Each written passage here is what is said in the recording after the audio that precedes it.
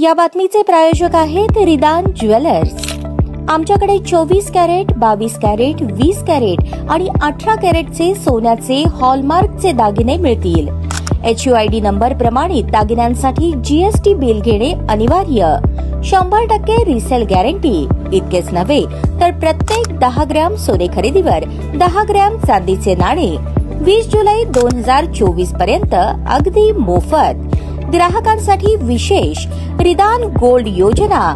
ग्राहकांनी सलग 11 हप्ते भरल्यावर 12वा हप्ता आम्ही भरणार। त्याची रक्कम 1000च्या पुढे कितीही। मजुरीवर 50% सूट देखील मिळेल। पत्ता रिदान jewellers, 133 new तिरेगाव, Chandni Chowk, forest, Solapur.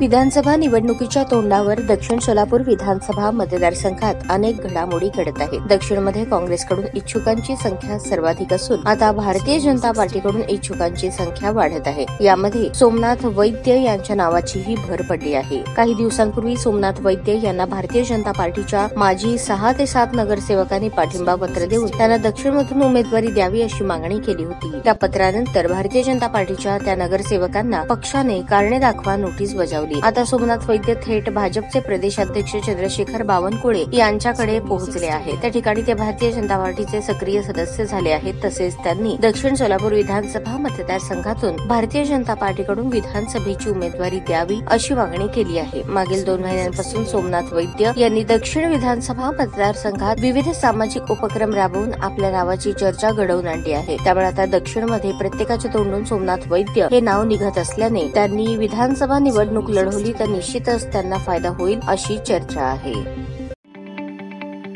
ताज्या बातम्या पाहण्यासाठी प्राईम महाराष्ट्र न्यूज चॅनलला सबस्क्राईब करा।